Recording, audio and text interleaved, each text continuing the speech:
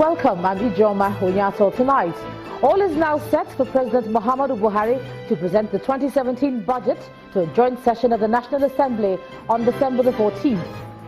Nigerian Communications Commission meets with telecom operators to arrive at an acceptable data pricing regime.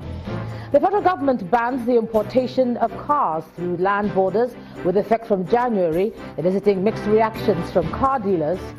And US President-elect Donald Trump plans to cut government spending by cancelling the order for new planes for the American president. On business news tonight, the president of the Chartered Institute of Bankers aligns with the Emir Kano on forex market credibility. On sports news tonight, 2022 World Cup hosts Qatar allay fears over safety of football fans and consumption of alcohol.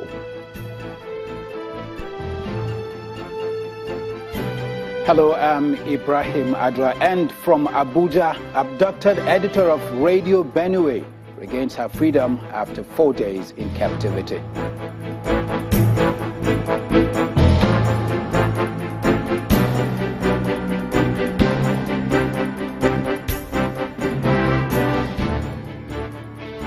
We begin from Abuja, where all is now set for President Muhammadu Buhari to present the 2017 budget proposal to a joint session of the National Assembly come Wednesday, December the 14th. Well, this was included in a letter to the Senate, which was read on the floor of the upper legislative chamber by the Senate President, Dr. Bukola Saraki. I crave the kind indulgence of the National Assembly to grant me the slot of 10:00 hours on Wednesday, the 14th of December 2016, to formally address a joint session of the National Assembly on the 2017 budget proposal and our plans to get the country out of recession. Please extend, Mr. Senate President, the assurances of my highest regards to the distinguished senators as I look forward to addressing the joint session. Signed, Muhammadu Buhari. The Senate President, Dr. Bukola Saraki. The Nigerian Communications Commission has announced plans to engage with telecommunication companies to formulate a new data pricing system which would be beneficial to customers and operators. The Executive Vice Chairman of the NCC, Mr. Umar Dambata, today in Abuja, explained that the agency did not instruct telecom companies in the country to implement new charges for data.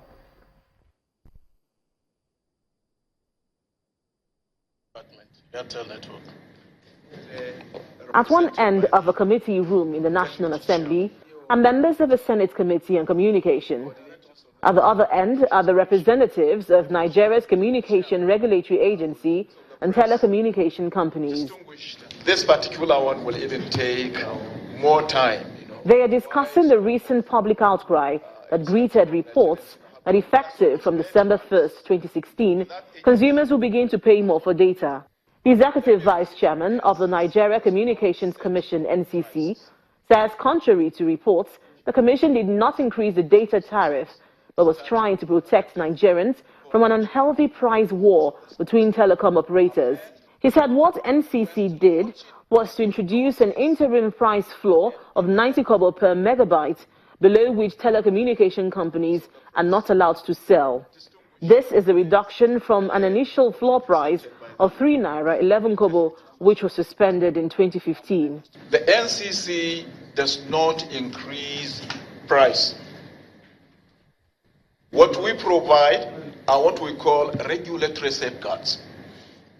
A guide, that will facilitate telcos to set their own prices or rates, as they call them. Contributing, the Chief Executive Officer of Etisalat says the company is willing to comply with the position of the NCC. However, the CEO of MTN Nigeria is asking for a proper cost and price analysis which would factor in current inflation in the country as well as evaluation of the naira. What's so worrying is that there is no price floor now, and this is very worrying for the industry, because when we saw no price floor at all, there was a dramatic decline of 80% in the data pricing. And that's why the NCC wisely, in my view, stepped in. All of us are aware that inflation is going up, and at this stage is probably in the region of 17 to 18%. We have experienced price increases in all other sectors. NCC's Executive Vice Chairman, Mr. Umar Dambata, explains that the Commission is engaging with the operators and would carry out a scientific study to determine the correct pricing for data. He concludes that the Commission is looking at a new price which would benefit both customers and telecom operators. But the telecom operators are asking that this scientific study for proper pricing should be done as quickly as possible so as not to leave operators in limbo. Linda Akibe, Channels Television News.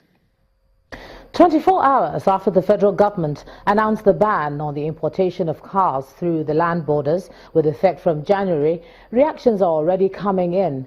In Benin City, the Edo State capital, some car dealers fault the government's decision, describing it as capable of having adverse effects on their businesses. Sales of imported used cars is big business in Benin City.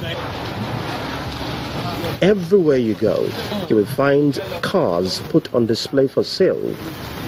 The decision by the federal government to ban the importation of cars by land from January does not sit well with these car dealers. Ban of the car, we can't do our trade anymore. We can't do our trade anymore. Or you want us to go back to smuggling, where we don't normally pay duty before? How many of us has the license to travel to America or Europe to import vehicle through into this country? We have a neighboring country here because why? Our clearing price here is just too exorbitant. A container is about 3,100 euro from Europe to Africa. You are not talking about the clearing. Clearing initially was about 1.2 million, 1.3 million, but today you will pay 2.8 million, still you will not see your container. So how do you sell the vehicle inside? We are traveling to Cotonou, buy car there, pay duty to Nigeria government. At the end of the day, I want to close the same land border. For what for? Is he helping Nigeria or is taking us back to hardship? So we should ask our president, what is the real problem? Why is he decide to treat us in this manner? The said government should have provided alternatives before the ban. He said we can import from America. I don't know the road to America. How many of us that know the road to America? How many of us can go there? Assembly plant. Since for long we have been hearing about these things. We are the one in the east, the one in the north. Where are the vehicles? Look at the road now. You know, we are talking about practical here. You see, look at the road, look at everywhere. How many of those cars on the highway? How many of the cars in town? And are they durable? We don't produce even tire in this nation. We don't produce even the rim, not to talk of the engine, or neither the body, or even the glass. All these things are imported. Then you want to ban the vehicle. Now you are abandoning the brand new, you are abandoning the Tokumbo. Which one do you produce for those people that you abandon? Or we don't need to move from one place to another? Or should we travel from Benin to Lagos? For these car dealers, nothing short of a reversal of the plan would suffice. To discuss this new directive and its implication on the automobile industry, I'm now being joined in the News at 10 by the Director General of the National Automotive Council, Aminu Jalal. Thank you so much for joining us on the News at 10, all the way from Abuja. Now, we've seen the announcement and we know that the ban is going to take effect, but one thing we don't know is why. Why has the government decided to do this at this time?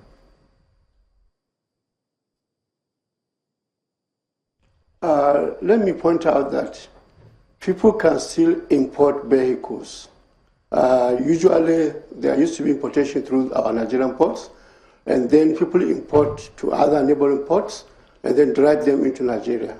But all government is saying is that you can import only through the Nigerian ports. It's not that you ban importation of new or used vehicles, no. I think going from the comments earlier, in the news program. This is an initiative actually of the Nigerian Customs Service, which has got government approval and which we concur with, which we agree with. The main reason is that a lot of those vehicles that come in through the land borders do not pay the appropriate custom duties. Usually they are cleared or they are registered with fake registration or rather fake papers saying they have paid the duty. So I think it's government effort to make sure they collect all the duties necessary from this brand of vehicles, or rather these vehicles imported into Nigeria. So the importation is not banned. These vehicles are not banned. It's just that instead of bringing them through the neighboring countries, importing through the port in Benin, in Togo, and then driving them into Nigeria, you bring them through Nigeria ports. Records show that that actually the majority of the vehicles coming to Nigeria come through the Nigerian ports. If you go to Ports Authority, you ask them, you will see that prior to up to 2014, over 20,000 vehicles come in through the ports. Around 20 to 300,000 vehicles come in through the ports, while around 80 to 100,000 coming through the land border. So it being now majority of the vehicles are coming in through the ports actually. Yeah, but could they not still have that same problem of not paying the right duties, even if it was not coming through the land borders? Does that issue not exist when they're coming through the seaports? Obviously, you cannot drive your vehicle outside the port without paying the necessary duties. It's almost impossible to really come through the port, to get out of the port without paying the duty. It's very difficult. All right, the grace period, we understand, is December the 31st. Do you think that time is feasible for all the new and used cars that are currently in neighboring ports at this time? Because the car dealers had mentioned that that is an issue for them as well. December the 31st, that's a couple of maybe weeks away, days away? Well, like I said, we are not really the promoters of this directive. So I think you should refer that to the Customs Service. Yes. Don't you think that it might be an issue of revenue loss on the side of the government if you have all the, the cars not coming in from the land borders at a time when the government is looking to generate revenue? Is that not shutting down another source for them?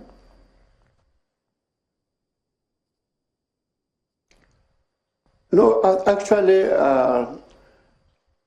as I mentioned earlier, a lot of the vehicles that come in through the land borders are registered without paying the proper custom duties.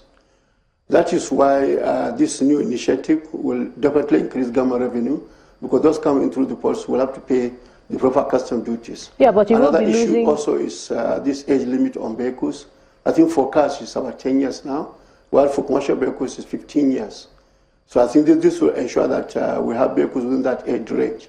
Because those older than that usually have serious issues of maintenance and with frequent breakdowns, which are really a menace on our roads. What are your plans for surveillance and enforcement beyond just saying that the ban is going to take effect? We've seen what has happened with the ban on importation of rice. That's still a work in progress. How do you plan to enforce this?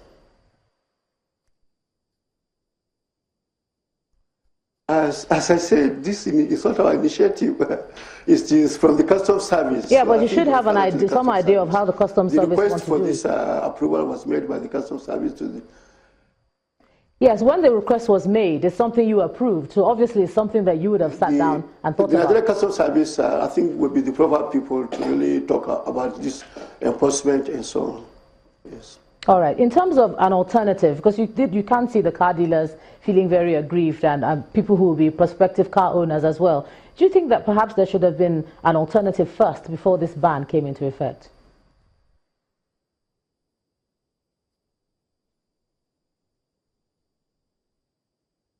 My question is if there should have been an alternative before the ban came into effect, if you heard that.